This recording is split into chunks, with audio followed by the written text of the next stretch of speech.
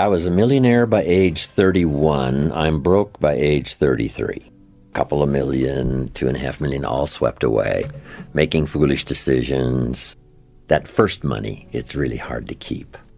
You know, I'm just a young guy, 31, 32 years old. But sure enough, I fell for some of the temptations.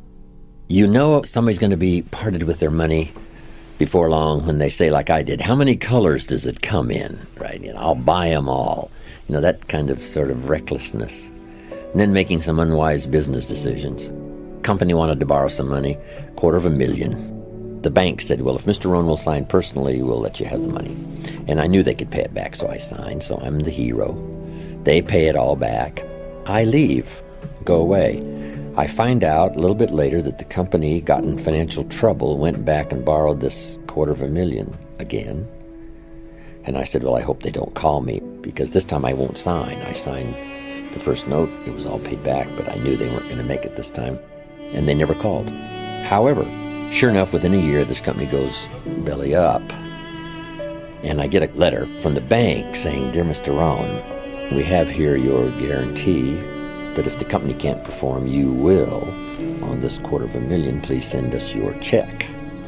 And I said, hey, there's been some mistake here. I signed the first note, but nobody ever called me. I never signed the second note. What I didn't know that I had originally signed was a continuing guarantee. Now I know what the word continuing means. I know how much it costs per letter. But anyway, that and a few other experiences, and, you know, some of my newfound wealth was on paper, and that disappeared. So sure enough, from poor to rich and from rich back to poor, what do you do now? What occurred to me was that even though my money was gone, I still had the skills. And the skills proved to be more valuable than the money. So I just simply went back to work, went back to the street, went back using the formula I had used in the first place to do well, and made many times more what I did the first time. But I think that's the key. You just have to go back to work. And part of it was I was willing to readjust my lifestyle. The fancy cars had to go, the homes and all that stuff had to go, and you go back to a modest apartment in a modest place and pull everything down to start over rather than trying to keep living up here when you should have to start over back to the street or whatever you have to do. And just put it together again. No different than the farmer who plants in the spring and it's all gone when the hailstorm is finished. He goes back in the spring and says, let's try it one more time. I can't imagine 2 years in a row. Once in a while, maybe there would be 2 years in a row when you get wiped out, but not that often. So you try it again. And probably from the experience, if you treat it right and keep the right attitude, you'll be stronger than you were the first time around or the second time around. But everything comes down to attitude and philosophy. When I first started working on my fortune as well as my living, my mentor said it depends on your attitude. If you say, I'm working a little extra time to pay some bills, that'd be one thing. But if you said, I'm working a little extra time to start my fortune, see, that makes getting out of bed totally different. To get up to pay some extra bills is one thing. To get up to lay the foundation for your fortune, see, is a whole different attitude and mindset and philosophy. So if you have the right attitude, no matter what's happened, if you just readjust your attitude and your philosophy and a whole new mindset and start again. Some of the great fortunes are made after the person turns 50, 60, and the reason is because with all the ups and downs that happen to them in those accumulation of years, now when an idea or a new burst of energy or vitality or goals sets in, they've got all this experience to invest. That's why these fortunes become incredible, even after 50 and 60. When you're 20, you don't have much experience to invest. Doesn't mean you can't do okay and you can't really climb the ladder fairly quickly. And when you're 30, you have a bit more experience to invest if something happened and you had to start over. But sure enough, 50 and 60, you've got a good handful of years of experience to invest, which may make all the difference in the world and now how it goes. And it's true, you can tip either way, to be discouraged by it all or to be inspired by it all. And that's part of the mystery. The magic is you can turn around and make another fortune. The mystery is not everybody will do that. Some will use it as a reason to succeed, others use it as a reason to give up. Same circumstances. They followed two boys, twins. The father of these two boys was a scoundrel and a drunk. But as they followed the two boys later, one of them turned out to be a scoundrel and a drunk.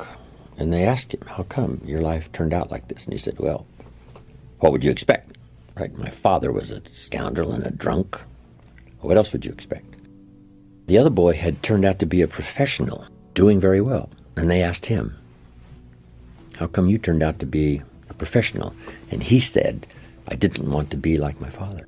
Same father. One used it as an excuse for living a poorer life, and the other one used it as a reason to make all the necessary changes.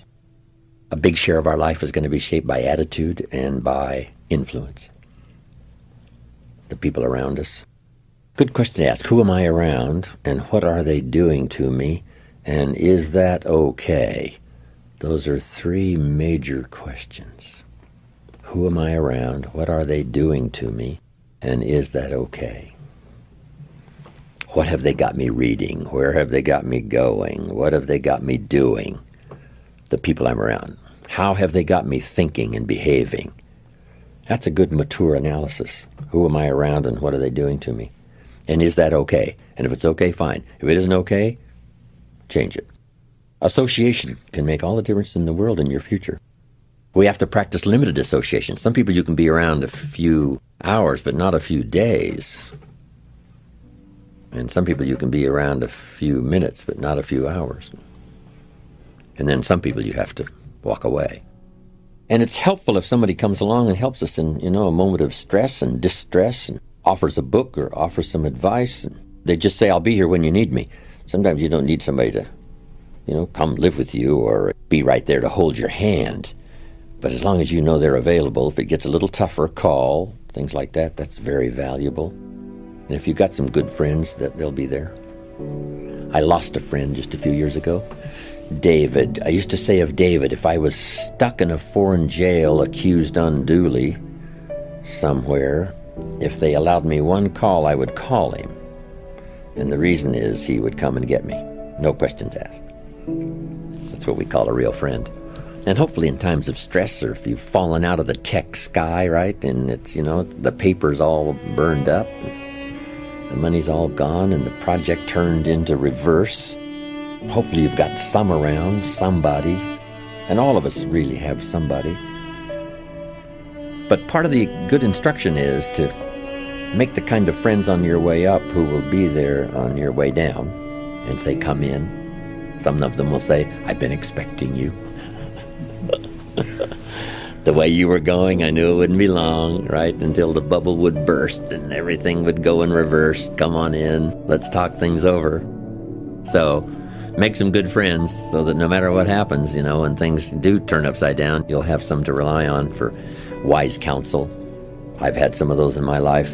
They've helped save my life, save my career, save everything. Walk the beach with somebody that cares about you and is an excellent friend where you can really unload and try to see if you can't sort it out. Sometimes a business venture that goes wrong is like being in a wreck. It takes a while for your mind to clear. So if you've been in a wreck and you're out there kind of wandering around, it's helpful if somebody takes you by the hand and says, hey, let's sit down here for a while until your mind stops spinning. There's no way to put a value on that, how valuable that is.